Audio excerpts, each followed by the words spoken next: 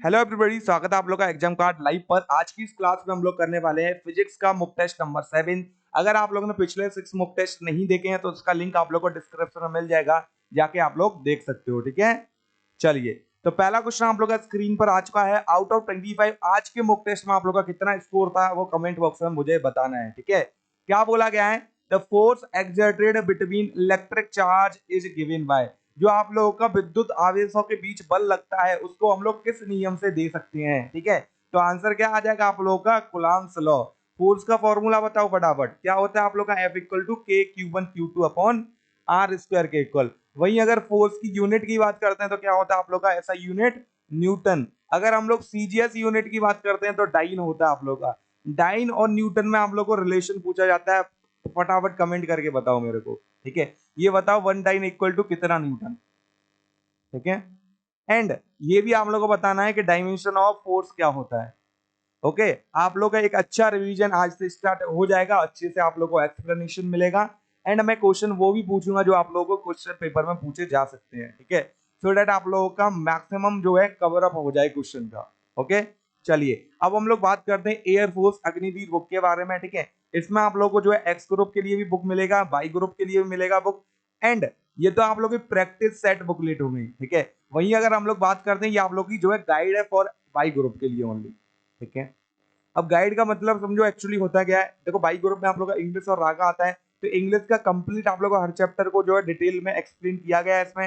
And रागा के हर chapter को detail में इसमें एक्सप्लेन किया गया है। ठीक है, रागा में जैसे क्वेश्चन आते हैं आप लोग के करेंसी कैपिटल से, वो भी आप लोग को क्वेश्चन इसमें मिलने वाले हैं। ठीक है, वही अगर हम लोग बात करते हैं, ये एक्स ग्रुप की आप लोगों की जो है प्रैक्टिस सेट बुक है, इसमें टोटल आप लोग को 22 प्रैक्टिस सेट मिलेंगे। और इस वाली बुक में बाई ग्रुप वाली में आप लोग को 40 प्रैक्टिस सेट मिलेंगे।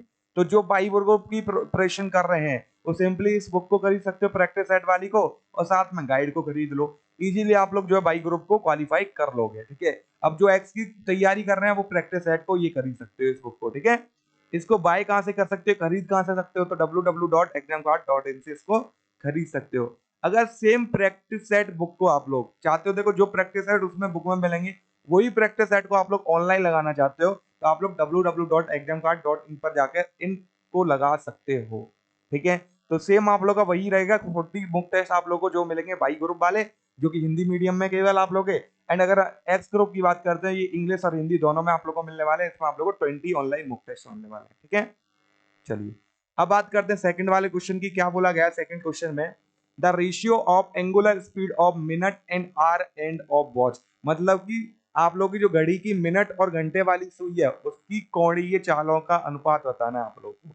ठीक है, तो उस दिन मैंने बताया था आप लोग का angular speed of second hand. ठीक है, मतलब कि आप लोग की सेकंड वाली सुई की आप लोग को एंगुलर स्पीड बताई थी। फिर मैंने आप लोगों से पूछा था क्या कि घंटे वाली सुई की आप लोग की एंगुलर स्पीड क्या होती है, तो वो भी आप लोग को मैंने बताया था एक्सप्लेन करके। अब क्या बोला कि रेशियो बताओ मिनट और घंटे वाली सुई के अंदर। ठीक है, तो क्या आ जाएगा आप लोग का रेशियो? देखो, ओमेगा इक्वल टू होता है 2 पाई अपॉन टी के इक्वल 2 पाई कांस्टेंट हो गया इधर हम लोग का। तो ओमेगा 1 अपॉन ओमेगा 2 अगर मैं निकालता हूं तो T2 बाय T1 के इक्वल आ जाएगा। ठीक है, अब पहले हम लोग बात करते थे T2 की। T2 क्या है आप लोग का? घंटे वाली सुई। अब घंटे वाली सुई को कितना समय लगता है एक राउंड कंप्लीट करने में? वो हो जाएगा आप लोग का 12। कोई दिक्कत? 12 घंटे ही तो लगते हैं। इनटू, अब इन घंटों को किसमें चेंज करोगे? मिनट में, क्योंकि मिनट वाले के साथ आप लोग को अनुपात पूछा है। तो क्या आ गया आप लोग का? Multiply by 60। अब हम लोग बात करते हैं मिनट हैंड को कितना टाइम लगता है एक राउंड कंप्लीट करने में, तो कितना हो जाएगा आप लोग का? 60 मिनट के इक्वल। 60 से 60 को डिवाइड करो, आंसर क्या आ गया आप लोग का? 12:1 के इक्वल। आई होप आप लोग को कोई भी दिक्कत नहीं हुई इस क्वेश्चन में। तो आंसर क्या होने वाला है आप लोग का? सी ऑप्शन करेक्ट हो जाएगा। ओके, देखो ये क्वेश्चन पूछे जाते हैं, वही क्वेश्चन आप लोग से पूछे जा रहे हैं। बताओ linear magnification of concave mirror. अवतल दर्पण का आप लोग को क्या बताना है? रेखिक आवर्धन बताना है कितना होगा। ठीक है, तो जब हम लोग बात कर रहे हैं कॉनकेव मिरर या फिर अवतल दर्पण की, तो इमेज फॉर्मेशन कैसा होता है इसका? Real and virtual. मतलब रियल इमेज भी बनाता है, वर्चुअल इमेज भी बनाता है। तो सिंपली अगर हम लोग बात करते हैं लीनियर मैग्निफिकेशन की, तो यार पॉजिटिव भी बनेगा आप लोग का, नेगेटिव भी बनेगा। अब वो किस पर डिपेंड होगा आप लोग का? ऑब्जेक्ट की पोजीशन पे, क्योंकि जब ऑब्जेक्ट को हम लोग फोकस और पोल के बीच में रखते हैं तो आप लोग का इमेज बनता है वर्चुअल। बाकी सारी कंडीशन के लिए क्या बनता है आप लोग का? इमेज रियल बनता है। ठीक है, अब वहीं हम लोग बात करते हैं आप लोग का कॉन्वेक्स मिरर के लिए आप लोग का लीनियर मैग्निफिकेशन क्या होता है। तो कॉन्वेक्स मिरर के लिए फटाफट कमेंट बॉक्स में बताओ लीनियर मैग्निफिकेशन क्या होगा। ओके चलो फोर्थ वाले क्वेश्चन की बात करते हैं। An image is formed at a distance of 90 centimetre. एक इमेज आप लोग का 90 सेंटीमीटर पे बन रहा है, बी ले लिया हम लोगों ने। फ्रॉम अ कॉनकेव मिरर, एक कॉनकेव मिरर दे रखा है जिसका फोकल लेंथ है आप लोग को 15 सेंटीमीटर। अब ये याद होना चाहिए कि focal length of concave mirror और लेंथ दोनों की नेगेटिव रहती है आप लोग की। अब बोला क्या गया है, इमेज एक रियल बन रही है। तो जब हम लोग मिरर की बात कर रहे हैं, रियल इमेज बन रही है मतलब ऑब्जेक्ट साइड इमेज बन रही होगी, तो बी का वैल्यू भी कैसा हो जाएगा, नेगेटिव का हो जाएगा। देन इट्स मैग्निफिकेशन, तो इसका जो मैग्निफिकेशन है वो क्या होगा। तो एम इक्वल टू फॉर्मूला याद होगा आप लोगों को, इधर minus b minus f upon f की इक्वल। आई होप आप लोग को ये फॉर्मूला याद है। या फिर आप लोग उससे भी कर सकते हो, माइनस बी अपॉन यू से पहले यू निकाल लो और बी को पुट करो और यू को पुट कर दो, आप लोगों के ऊपर डिपेंड करते हैं। तो क्या आ जाएगा आप लोग का, बी का वैल्यू -19, एफ का वैल्यू +15 हो जाएगा, इधर एफ का वैल्यू -15 हो गया आप लोग का। तो करो भैया माइनस करो, 90 में से कितने जाएंगे आप लोग के, 15 जाएंगे, तो कितने बचेंगे आप लोग के, 75 बचे। डिवाइड में -15 आ गया, कोई दिक्कत आई आप लोग को इधर तक, और ये माइनस का बचेगा 75। अब ये माइनस से माइनस कट गया, कोई दिक्कत। अब डिवाइड करोगे तो कितने बार जाएगा, देखो 75 को डिवाइड करना है 15 से, तो अगर 15 मल्टीप्लाई बाय 5 कर दूं मैं तो कितना आ जाएगा आप लोग का, 75 आ जाएगा। तो क्या आ गया आप लोग का 5 के इक्वल। तो इसका जो मैग्निफिकेशन रहेगा वो कितना रहने वाला, -5। ठीक है, तो सी ऑप्शन आप लोग का करेक्ट हो जाएगा। अब माइनस दे रखा होता तो माइनस लगाते आप लोग, प्लस दे रखा होता तो प्लस लगाते। ठीक है चलिए अब बात करते हैं हम लोग फिफ्थ वाले क्वेश्चन की, the frequency of reactance. Reactance की फ्रीक्वेंसी आप लोग को दे रखी है 0.01 ओम के इक्वल। एंड बोला क्या गया आप लोग को, जिस जो रिएक्टेंस है उसमें एक कैपेसिटर है आप लोग का 5 माइक्रोफैराड का। ठीक है, अब आप लोग को बताना क्या है, फ्रीक्वेंसी बतानी है। ठीक है चलिए फटाफट बात करते हैं। तो देखो फ्रीक्वेंसी बतानी है तो न्यू इक्वल टू क्या होता है आप लोगों का, फॉर्मूला लगाओ, सॉरी पहले हम लोग बात करते हैं रिएक्टेंस का फॉर्मूला क्या होता है। तो इधर आप लोग का omega sorry XC equal to क्या आ जाएगा आप लोग का 1 अपॉन ओमेगा सी के इक्वल, इधर तक कोई दिक्कत। तो simply 1 upon omega C equal to क्या आ जाएगा, 0.001 के इक्वल। या फिर इसको उल्टा करोगे तो ओमेगा सी इक्वल टू क्या आ गया आप लोग का 1000 के इक्वल। आई होप आप लोग को इधर तक कोई दिक्कत नहीं हुई है। तो ओमेगा को अब आप लोग जो है इन टर्म्स ऑफ फ्रीक्वेंसी खोलोगे तो क्या आएगा, 2 pi nu into C equal to क्या आ जाएगा आप लोग का 1000 के equal. Then nu will be equal to क्या आ गया आप लोग का 1000 डिवाइड में आप लोग का 2 पाई, और सी का वैल्यू कितना दे रखा है 5 माइक्रोफैराड, मतलब माइक्रो को फैराड में चेंज करोगे 10⁻⁻⁶ ले जाओ भैया ऊपर। तो क्या आ जाएगा इधर देखो, 1000 मल्टीप्लाई बाय 10⁻⁶, नीचे आप लोग का पाई, और ये 10 से एक जीरो कटेगा तो क्या बचा 100 पाई मेगा हर्ज के इक्वल। कोई दिक्कत, क्योंकि 10⁻⁶ किसके इक्वल होता है आप लोग का, मेगा हर्ज, मेगा के इक्वल। तो आंसर क्या आ गया आप लोग का 100 अपॉन पाई मेगा हर्ज के इक्वल। चलिए अगले क्वेश्चन की बात करते हैं। अब ये सिक्स्थ वाला क्वेश्चन आप लोग का स्क्रीन पर आ चुका है। 3 × 10⁻⁹ ESU is equal to how much coulomb charge, कितने कोलाम के चार्ज के इक्वल होता है। अब आप लोगों को पता है ESU है क्या आप लोग का, इलेक्ट्रोस्टैटिक यूनिट ऑफ चार्ज है। कोई दिक्कत, वही तो है आप लोग ESU का full form, electrostatic unit of charge. Got it. तो 1 कूलम इक्वल टू क्या होता है आप लोगों ने पढ़ रखा होगा, 3 × 10⁻⁹ ESU के इक्वल। तो आंसर क्या हो जाएगा आप लोग का, सीधे 1 कूलम के इक्वल। ओके डायरेक्ट ऐसे क्वेश्चन आप लोगों को पूछे जाते हैं एयरफोर्स में। चलिए सेवंथ वाले क्वेश्चन की बात करते हैं। देखो हर टाइप का क्वेश्चन कराने की आप लोगों को कोशिश कर रहा हूँ, जितना टफ एयरफोर्स जा सकता है वो भी करा रहा हूँ, और जितना लो लेवल पर एयरफोर्स क्वेश्चन देगा आप लोग को उस टाइप की भी करा रहा हूँ। ठीक है, एक्चुअली होता क्या, आप लोग जो टफ टफ क्वेश्चन करते रहते हो, मतलब वो करते हैं कि बढ़िया बढ़िया क्वेश्चन हो, लेवल थोड़ा अप हो उनका, वो ही करते रहते हैं। और जो आप लोग का डायरेक्ट बेस्ड क्वेश्चन होते हैं उन पर आप लोग ध्यान ही नहीं देते हो, और ध्यान नहीं देते हो तब वो क्वेश्चन पूछा जाता है तो उधर आप लोग को कंफ्यूजन होता है, ए होगा कि बी होगा। एंड आप लोग एक सिंपल सा जो क्वेश्चन आप लोग इजीली राइट कर सकते थे उसको आप लोग गलत करके आते हो। ठीक है, ये चीज आप लोग को नहीं करनी है। अब ये क्वेश्चन क्या दे रखा है, when the length of a tube of microscope, जो माइक्रोस्कोप है उसके जो ट्यूब की लेंथ है उसको इंक्रीज किया गया है तो मैग्निफिकेशन पावर इसकी कितनी हो जाएगी। तो देखो माइक्रोस्कोप के लिए magnification power m equal to होता क्या आप लोग का, माइनस के L अपॉन एफओ क्या हो जाएगा आप लोग का, focal length of objective lens. ठीक है, इनटू कैपिटल D, और डिवाइड में क्या आ जाएगा आप लोग का एफ। ठीक है, तो सिंपली अगर हम लोग इधर देखें m is directly proportional to the length of tube of microscope, मतलब माइक्रोस्कोप के ट्यूब की लेंथ के क्या है, डायरेक्टली प्रोपोर्शनल है m। तो अगर मैं ट्यूब का लेंथ बढ़ा दूंगा तो ऑटोमेटिकली उसका जो मैग्नीफाइंग पावर है या मैग्निफिकेशन पावर है वो भी क्या कर जाएगा आप लोग का, इंक्रीज कर जाएगा। तो ये छोटे छोटे फॉर्मूले याद रखना आप लोग, ठीक है। चलिए 8th वाले क्वेश्चन की बात करते हैं। एक इलेक्ट्रॉन है, एक प्रोटॉन है जो कि लोकेट है यूनिफॉर्म इलेक्ट्रिक फील्ड में, तो रेशियो बताना है उनके एक्सेलरेशन का क्या होगा।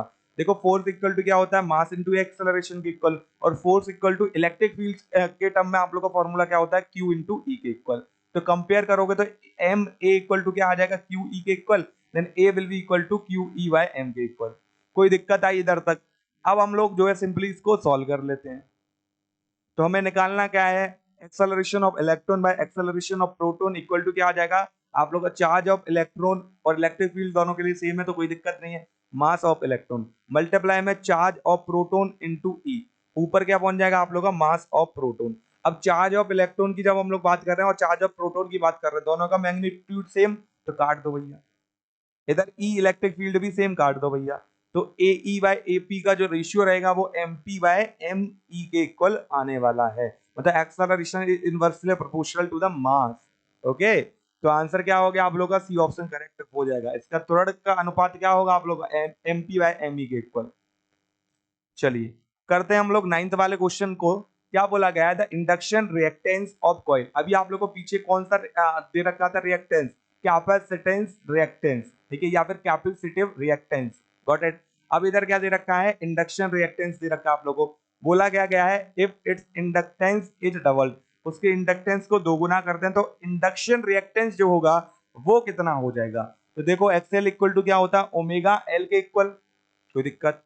तो हम लोगों ने एल की वैल्यू कितनी कर दी, 2 टाइम्स कर दी, तो ओमेगा इंटू टू एल के इक्वल हो जाएगा। तो क्या आ गया, 2 ओमेगा एल के इक्वल। और ओमेगा एल किसके इक्वल है आप लोग का, ऑलरेडी इधर आप डैश लगा दो आप लोग। तो x dash L equal to क्या आ गया आप लोग का, 2 एक्स एल के इक्वल। कोई दिक्कत, मतलब 2 टाइम्स हो गया आप लोग का पुराने वाले इंडक्शन रिएक्टेंस के इक्वल, ठीक है। तो 2 इंटू क्या आ जाएगा, एक्सएल का वैल्यू 1000, आंसर आ गया आप लोग का 2000। ठीक है, ये एयरफोर्स में क्वेश्चन पूछा गया। अब आप लोग खुद देख लो किस टाइप के क्वेश्चन आप लोग को पूछे जाते हैं। चलिए सी ऑप्शन आप लोग का करेक्ट हो जाएगा, ठीक है। बात करते हैं 10th वाले क्वेश्चन की, choose the quantity whose SI unit is not ohm. अब वो क्वांटिटी बतानी है जिसकी एसआई यूनिट ओम नहीं होती है। पहला दे रखा है हम लोग को रेजिस्टेंस, दूसरा दे रखा है रिएक्टेंस, तीसरा दे रखा है कैपेसिटेंस एंड इंपेडेंस। अब इंपेडेंस की बात करते हैं, क्या होता है फॉर्मूला बता दे रहा हूँ, याद रखो क्योंकि बहुत इंपॉर्टेंट है इंपेडेंस का formula, r square XL minus XC का होल स्क्वायर, ठीक है। तो ओवरऑल देखोगे ये भी आप लोग का ओम, ये भी ओम, तो इंपेडेंस का जो आप लोग का यूनिट आएगा वो भी क्या आने वाला है, ओम आने वाला है। तो ये तो भैया ओम हो गई, तो ये तो गलत हो जाएगा। आप लोगों को पता है रेजिस्टेंस ओम होता है, ये भी गलत हो जाएगा। और रिएक्टेंस अभी पीछे बताया मैंने, ये भी आप लोगों का ओम में होता है, यूनिट दे रखी थी, देख लो चेक कर लो एक बार रिएक्टेंस की यूनिट, ठीक है। तो ये तीनों तो ओम में हो गए, पर हम लोग कैपेसिटेंस की बात करते हैं तो इसका यूनिट क्या होता है आप लोग का, फैराड होता है। तो आंसर क्या आ जाएगा आप लोग का, सी ऑप्शन करेक्ट होने वाला है, धारिता आप लोग का सही उत्तर होगा इसके लिए।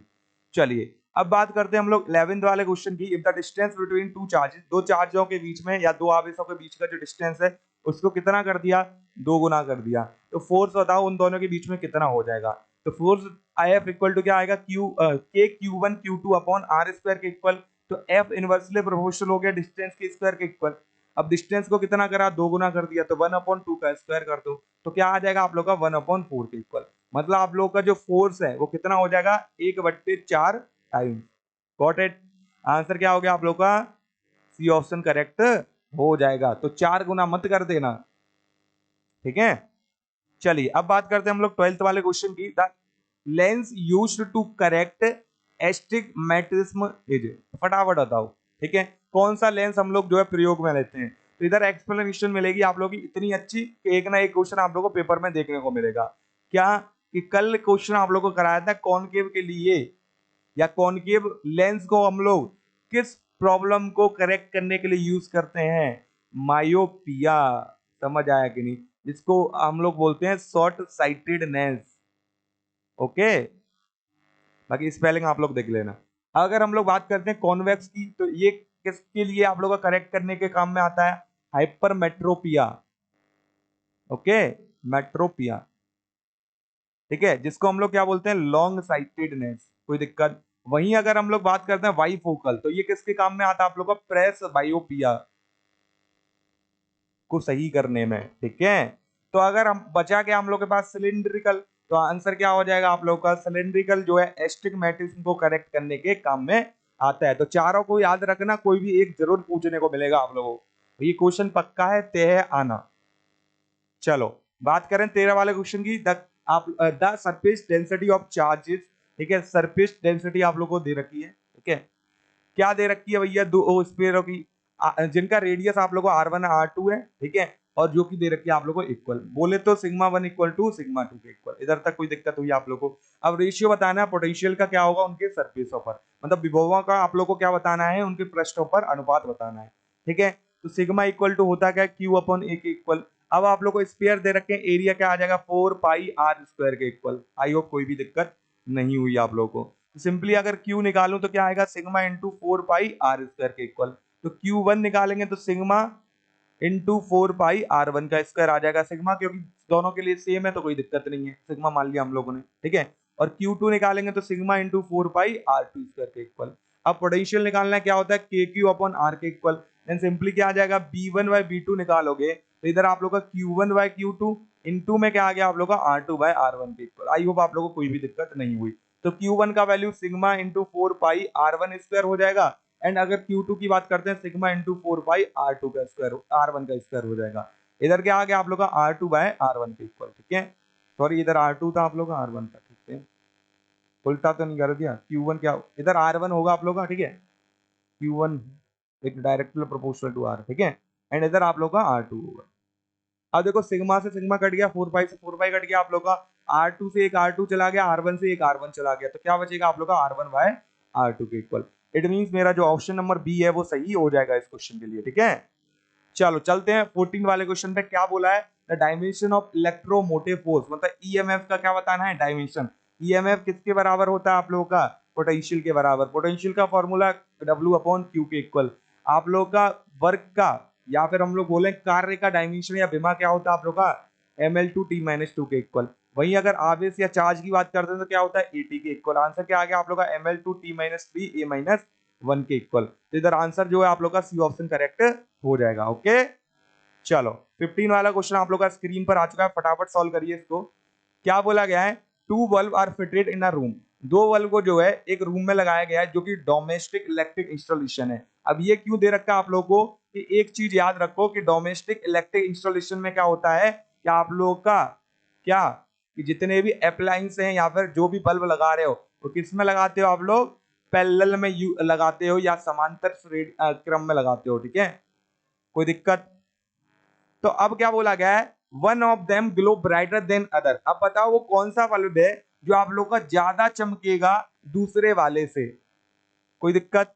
तो इधर फॉर्मूला क्या आएगा, P इक्वल टू, क्योंकि जिसका ऑटोमेटिकली पावर ज्यादा होगा, क्योंकि पोटेंशियल तो समान है दोनों पर, ठीक है, तो जिसका पावर ज्यादा होगा वही तो ज्यादा चमकेगा। तो ये कैसे निकाल पाएंगे हम लोग, power equal to b square upon r से। तो पावर इनवर्सली प्रोपोर्शनल है रेजिस्टेंस के। अब जिसका रेजिस्टेंस कम होगा ऑटोमेटिकली उसका पावर ज्यादा होगा, और जिसका पावर ज्यादा होगा वो ऑटोमेटिकली ज्यादा चमकेगा। तो आंसर क्या आ जाएगा आप लोग का, the brighter bulb has small resistance. तो उज्जवल बल्ब का प्रतिरोध छोटा होता है। चलो अगले क्वेश्चन पे आते हैं 16 वाले पे। A positive charge is given to isolated conductor shell, इसका मास बताओ कितना हो जाएगा। बहुत ही अच्छा क्वेश्चन, ठीक है। चलो क्या बोला गया है, एक आइसोलेटेड आप लोग को चालक दे रखा है या कंडक्टर दे रखा है, उसके अंदर मैं पॉजिटिव चार्ज दे रहा हूं। तो यार पॉजिटिव चार्ज तो मैं नहीं दे सकता, मैं क्या करता हूं कि इनिशियली जो भी चार्ज था इस पे, ठीक है, उसमें से क्या करता हूं, इलेक्ट्रॉन को बाहर निकाल लिया, ठीक है। देखो अगर मैं बात करूं कि इधर आप लोग के पॉजिटिव पॉजिटिव पॉजिटिव, 5 पॉजिटिव थे 5 नेगेटिव थे आप लोग के, ये समझ लो ऐसे, ठीक है। मतलब कि प्लस 5Q चार्ज था आप लोग का एंड माइनस 5Q चार्ज था। अब क्या करता हूं मैं, इसमें से माइनस के 2Q चार्ज निकाल लिया। तो नेट चार्ज अगर निकालना चाहूंगा तो प्लस के 2Q चार्ज आएगा कि नहीं आएगा, ये चीज समझ आई कि नहीं। तो अब मैं क्या कर रहा हूं, उसमें से इलेक्ट्रॉन को निकाल रहा हूं, और इलेक्ट्रॉन को निकाल रहा हूं इसका मतलब उसका जो मास है उसमें क्या आएगा आप लोग का, घटेगा वो मास, ठीक है। या आप लोग की बोल सकते हो कि आप लोग का द मास एज डिक्रीजेस, ठीक है। तो आंसर क्या हो गया आप लोग का, ए ऑप्शन करेक्ट हो जाएगा। कोई दिक्कत हुई क्वेश्चन में? समझो हम लोग जो है पॉजिटिव चार्ज नहीं दे सकते, उसको सिंपली हम लोग क्या करेंगे कि आप लोग का जो नेगेटिव चार्ज है इलेक्ट्रॉन्स है उसमें से कुछ इलेक्ट्रॉन्स को निकाल लेंगे। ठीक है, पॉजिटिव नेगेटिव कैसे आता है, या इलेक्ट्रॉन दे दो या इलेक्ट्रॉन निकाल लो, ऐसे ही तो पॉजिटिव और नेगेटिव चार्ज ला सकते हैं किसी भी बॉडी पर। ठीक है, तो क्या किया, इलेक्ट्रॉन को निकाल लिया हम लोगों ने, उस पर पॉजिटिव चार्ज आ गया, और इलेक्ट्रॉन को निकालने के साथ क्या हुआ, उसका मास जो है डिक्रीज हो जाएगा, घट जाएगा। ठीक है, अब एक क्वेश्चन और बात करते हैं कि अगर इसको क्या करते हैं, पहले तो आप लोग का धन आवेशित किया, अब हम लोग क्या करते हैं, ऋण आवेशित कर देते हैं, मतलब कि नेगेटिवली चार्ज कर देते हैं, मतलब नेगेटिव चार्ज दे देते हैं। कोई दिक्कत?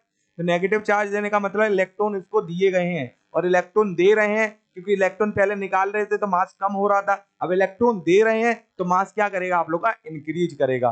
तो आंसर अब इस केस में क्या हो जाएगा आप लोग का, विल इंक्रीज। तो दोनों चीजों को याद रखना, अगर पॉजिटिवली चार्ज कर रहे हैं हम लोग किसी भी आइसोलेटेड कंडक्टर को तो मास उसका घटेगा, और नेगेटिवली चार्ज कर रहे हैं तो मास उसका बढ़ेगा। ठीक है, बाकी एक्सप्लेनेशन बता दिए कैसे आप लोग का घटेगा, कैसे आप लोग का बढ़ेगा। चलो अगले क्वेश्चन चलते हैं फटाफट से। The equation of AC voltage, AC voltage का इक्वेशन दे रखा है, V equal to 200 sin 50 pi t के इक्वल, देन वैल्यू बतानी है आरएमएस वोल्टेज की। ठीक है, तो बी आरएमएस इक्वल टू क्या होता है आप लोग का, √2 इंटू बी नॉट के इक्वल, और ये वैल्यू किसके इक्वल होता है आप लोग का, बी नॉट के पी का वैल्यू ऑफ वोल्टेज। तो क्या आ जाएगा 200, सॉरी डिवाइड में √2 आएगा। ठीक है, तो क्या आ गया आप लोग का, डिवाइड में √2, आंसर क्या आ जाएगा आप लोग का 100 √2 के इक्वल। ठीक है, सिंपली आप लोग का ए ऑप्शन करेक्ट हो जाएगा। देखो इस रेशियो को याद रखो, ये आप लोग को डायरेक्ट पूछा जाता है, b RMS equal to b upon √2 के इक्वल, बी नॉट अपॉन √2 के इक्वल, या फिर I RMS equal to I naught upon √2 के इक्वल। ये रेशियो याद रखो, रूट मीन स्क्वायर वैल्यू। ठीक है, आई होप आप लोग को कोई भी दिक्कत नहीं है। ठीक है, तो ये फॉर्मूले याद रखना, ये फॉर्मूले आप लोग को डायरेक्ट एयरफोर्स में देखने को मिलते हैं, बाकी इस टाइप के क्वेश्चन भी आप लोग को एयरफोर्स में देखने को मिलते हैं। ठीक है, चलो अब बात करते हैं 18 वाले क्वेश्चन की। मीन वैल्यू बतानी है एसी करंट की हाफ साइकिल में। तो हाफ साइकिल में आप लोग को पता है मीन वैल्यू क्या होती है करंट की, 2I0 अपॉन पाई के इक्वल। ठीक है, तो आंसर क्या आ जाएगा आप लोग का, बी ऑप्शन करेक्ट होने वाला है। इस क्वेश्चन में ज्यादा कुछ नहीं था आप लोग का। करते हैं 19 वाले क्वेश्चन की बात। आप वेक्टर इज रिप्रेजेंटेड, एक वेक्टर को हम लोग रिप्रेजेंट कर रहे हैं I + 2j + 3 के से, तो इसका लेंथ किस में बताना हम लोग को, वाई जेड प्लेन में बताना है। तो x इक्वल टू क्या होगा, x का कंपोनेंट 0। ठीक है, तो x का कंपोनेंट 0 कर दो, y और z का कंपोनेंट ले लो, तो 2 का स्क्वायर प्लस आप लोग का k का कंपोनेंट या z का कंपोनेंट क्या होगा आप लोग का 3 का स्क्वायर। क्या आ गया, 2 का स्क्वायर 4, 3 का स्क्वायर 9, आंसर आप लोग का अंडर रूट में 13 यूनिट के इक्वल। तो 13 यूनिट अंडर रूट में आप लोग का आंसर आ जाएगा। चलिए 20 वाले क्वेश्चन की बात करते हैं। क्या बोला गया 20 वाले क्वेश्चन में, the distance travelled by a body is directly proportional to the square of time. मतलब जो उसने डिस्टेंस चला by is directly proportional to T square दे रखा है। तो बताओ देन उसका जो बॉडी का स्पीड है वो क्या होगा, यूनिफॉर्म वेलोसिटी, आप लोग का यूनिफॉर्म एक्सेलरेशन या एक्सेलरेटेड मोशन होगा, आप लोग का परिवर्तन त्वरण होगा आप लोग का, या फिर बोल सकते हो कि ऑल ऑफ द अबव, सारे ही होंगे आप लोग के। तो क्या करेंगे हम लोग, इसका डिफरेंशिएशन dy/dt इक्वल टू क्या आ जाएगा आप लोग का 2t के इक्वल। तो इधर से मेरे को पता चल रहा है b इज वेरिएबल, कि आप लोग का जो वेलोसिटी है वो किस पर डिपेंड कर रहा है, आप लोग का टाइम पर डिपेंड कर रहा है। तो वेलोसिटी तो आप लोग का यूनिफॉर्म नहीं रहा इधर। ठीक है, कोई दिक्कत? अब हम लोग बात करते हैं आप लोग का कि सेकंड ऑप्शन की हम लोग बात करते हैं कि आप लोग का अगर dv/dt निकालूं तो क्या आ रहा है आप लोग का, कांस्टेंट के इक्वल आ रहा है। तो इधर अगर हम लोग एक्सेलरेशन की बात करते हैं तो एक्सेलरेशन क्या आ जाएगा आप लोग का, कांस्टेंट एक्सेलरेशन आ जाएगा। कोई दिक्कत? अब हम लोग थर्ड वाले की बात करते हैं। थर्ड के लिए क्या होगा कि परिवर्तित त्वरण रहेगा। ठीक है, तो अब इसमें अगर आप लोग देख पा रहे हो त्वरण कैसा है आप लोग का, एक कांस्टेंट त्वरण है, मतलब कि आप लोग का जो त्वरण है वो समान है, वो चेंज नहीं हो रहा आप लोग का समय के साथ। ठीक है, तो आप लोग का सी तो हो नहीं पाएगा और ना ए हो पाएगा, और ए और सी नहीं हो पा रहा तो इसलिए डी भी नहीं हो पाएगा। ठीक है, तो उत्तर क्या हो गया आप लोग का, बी ऑप्शन करेक्ट हो जाएगा, समान त्वरण के साथ। आई होप आप लोग को इसमें कोई भी दिक्कत नहीं हुई। चलिए 21 वाले क्वेश्चन की बात करते हैं, practical value of Poisson ratio. ठीक है, तो पॉइजन रेशियो की प्रैक्टिकल वैल्यू क्या होती है, पहले हम लोग बात करते हैं थियोरेटिकल वैल्यू क्या होती है इसकी। तो थियोरेटिकल वैल्यू या थियोरेटिकल लिमिट की अगर हम लोग बात करते हैं तो किससे किसके बीच में आता है आप लोग का, -1 से +1/2 के इक्वल। बट अगर हम लोग प्रैक्टिकल वैल्यू की बात कर रहे हैं, ठीक है, तो वही प्रैक्टिकल वैल्यू क्या हो जाती है आप लोग की, 0 से लेके +1/2 के बीच में। तो सी ऑप्शन जो है करेक्ट हो जाएगा। आई होप आप लोग को कोई भी दिक्कत नहीं हुई क्वेश्चन में। दोनों याद रखना, थियोरेटिकल एंड प्रैक्टिकल वैल्यू। ठीक है, क्योंकि ये आप लोगों को क्वेश्चन पूछा जाता है और पहले ऑलरेडी पूछा गया है। चलो अब ये तो नहीं है कि क्वेश्चन नया ही आप लोग के लिए बना के लाया जाएगा, डेफिनेटली जो पहले पूछे गए हैं उसी में से क्वेश्चन रिपीट होंगे। ओके, अब बोला गया है कि LC circuit is, LC circuit को हम लोग क्या बोलते हैं, ऑसिलेटिंग सर्किट बोलते हैं। अब क्यों बोलते हैं ऑसिलेटिंग सर्किट, ये आप लोगों को बता देता हूँ। एक्चुअली क्या है, एलसी सर्किट में जब हम लोग इसको बैटरी से कनेक्ट कर रहे हैं, तो बैटरी से कनेक्ट करते समय अब क्या होगा, आप लोग का चार्ज जो है एंटर करेगा कैपेसिटर में, कैपेसिटर में जाके चार्ज आप लोग का क्या है, स्टोर हो जाएगा। कोई दिक्कत इधर तक। अब चार्ज आप लोग का कैपेसिटर में जाके स्टोर हो गया, जैसे ही मैंने बैटरी हटाई तो आप लोग का जो इंडक्टेंस है उसमें क्या होगा, आप लोग का इंड्यूस्ड ईएमएफ प्रोड्यूस होगा, और इंड्यूस्ड ईएमएफ प्रोड्यूस होगा, उससे क्या हो जाएगा, ये आप लोग का जो है एक ऑसिलेटिंग सर्किट की तरह बिहेव करने लगेगा। समझ आया कि नहीं? तो आंसर क्या आ गया आप लोग का, ऑसिलेटिंग सर्किट। इसलिए एलसी सर्किट को हम लोग एक ऑसिलेटिंग सर्किट कहते हैं। ठीक है, चलो 23 वाला क्वेश्चन आप लोग का स्क्रीन पर आ चुका है। ये भी क्वेश्चन आप लोगों से पूछा गया है कि आप लोगों का जो जियो स्टेशनरी सैटेलाइट है उसकी चाल कितनी होती है। तो आंसर क्या आ जाएगा आप लोग का, 3.1 किलोमीटर पर सेकंड के इक्वल। तो ये चीज याद रखना, मीटर पर सेकंड में नहीं होता। तो इधर तो मैंने मीटर पर सेकंड नहीं दे रखा है, हो सकता था आप लोगों को 3.1 मीटर पर सेकंड दे रखा होता। और मोस्ट ऑफ द स्टूडेंट, अगर बात करूं कि 40% स्टूडेंट शायद ये लगा रहे होते हैं उस समय। ठीक है, तो याद रखो ये किलोमीटर पर सेकंड में होता है। ठीक है, चलो अब बात करते हैं 24 वाले क्वेश्चन की। क्या बोला गया है, यूनिट वेक्टर को कैसे रिप्रेजेंट कर सकते हो। तो यूनिट वेक्टर इक्वल टू क्या होता है, vector A upon, sorry unit vector cap लगाओगे ना, डिवाइड में क्या होता है आप लोग का, इसका डिटर्मिनेंट। ठीक है, या फिर इसका मॉड्यूलस। आंसर क्या आ जाएगा आप लोग का, सी ऑप्शन करेक्ट होने वाला है। चलिए आज की क्लास का अंतिम क्वेश्चन आप लोग का स्क्रीन पर आ चुका है, फटाफट सॉल्व करिए। Which of the following is an example of NOR gate, इसमें से कौन सा आप लोग का नॉर गेट का उदाहरण है। ठीक है, तो बात करते हैं हम लोग और गेट की। तो और गेट क्या होता है आप लोग का, यही तो होता है और गेट। कोई दिक्कत, ए एंड बी हम लोगों ने इनपुट दी है, ये हम लोग का और गेट हो गया। एंड गेट की बात करते हैं, तो देखो सबके आप लोगों को जो फिगर बता दे रहा हूँ, सो डेट आप लोगों को कोई भी दिक्कत ना हो, एटलीस्ट आप लोगों को लॉजिक गेट पढ़ने की कोई भी प्रॉब्लम ना रहे। ठीक है, तो वहीं अगर हम लोग बात करते हैं एंड गेट की, तो ए एंड बी इनपुट आप लोग का आउटपुट एक निकल आएगा। अगर इसको हम लोग को नॉर गेट बनाना है, तो नॉर गेट बनाने के लिए क्या करते हैं कि आगे हम लोग जो है एक बबल टाइप का या सर्कल टाइप का लगा देते हैं। अब ये कैसा हो जाएगा आप लोग का, नॉर गेट हो जाएगा ये, क्योंकि ये तो और है, अब इसको क्या कर दिया, एन लगा दिया, इधर नॉट गेट लगा दिया। ठीक है, तो ओवरऑल जो आंसर आएगा वो हम लोग का नॉर गेट का आउटपुट आने वाला है। सेम अगर इसमें आगे बबल लगाओगे तो आप लोग का क्या बन जाएगा, ये नैंड गेट बन जाएगा। तो ये क्या हो गया आप लोग का, नैंड गेट हो गया। ये नीचे वाला क्या हो जाएगा, नॉट गेट हो जाएगा, और ये कैसा हो जाएगा आप लोग का, नॉर गेट हो जाएगा। आंसर क्या आ गया आप लोग का, बी ऑप्शन जो है करेक्ट होने वाला है। ये थे आज की क्लास के आप लोग के 25 क्वेश्चन। आउट ऑफ 25 आप लोग का कितना स्कोर रहा है, ये आप लोग को मुझे कमेंट बॉक्स में बताना है। बाकी क्लास अच्छी लगी, क्लास को लाइक करो, दोस्तों के साथ शेयर करो। ठीक है, एंड कमेंट में बताया करो आउट ऑफ 25 आप लोग का कितना स्कोर आ रहा है, उसके अकॉर्डिंग आप लोग का जो है थोड़ा सा लेवल अप कर सकता हूं मैं। ठीक है, जैसे कि अगर आप लोग अच्छे से स्कोर हर बार कर पा रहे हो कि 20 प्लस आ रहा है, ठीक है, जैसे अगर 100 बच्चों ने क्लास देखा, 100 में से 80 बच्चे जो है 20 प्लस स्कोर कर पा रहे हैं, तो क्या करेंगे कि आप लोग के जो बेसिक्स हैं वो अच्छे से क्लियर है। ठीक है, जो आप लोग के 12 से 15 जो क्वेश्चन रहते हैं वो क्वेश्चन आप लोग के क्लियर है। अब आप लोग के जो बचे हुए क्वेश्चन है जिसमें आप लोग 20 प्लस स्कोर करना चाहते हो ओवरऑल, जो जब आप लोग का एग्जाम होगा तो वो चीज आप लोग की एडअप करी जाएगी फिर।